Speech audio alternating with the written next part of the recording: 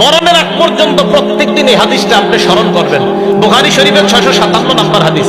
নবীজি বলেন, লাকাদ হামামতু আন আমুরা, আমার মন চায় আন আমুরাল মুয়াজ্জিন, আমি মুয়াজ্জিনকে আদেশ করি, ফায়ুকিমা, মুয়াজ্জিনকে বলি তুমি নামাজ কায়েম করো, ইকামত দিয়া তুমি মানুষকে দাঁড় করাও।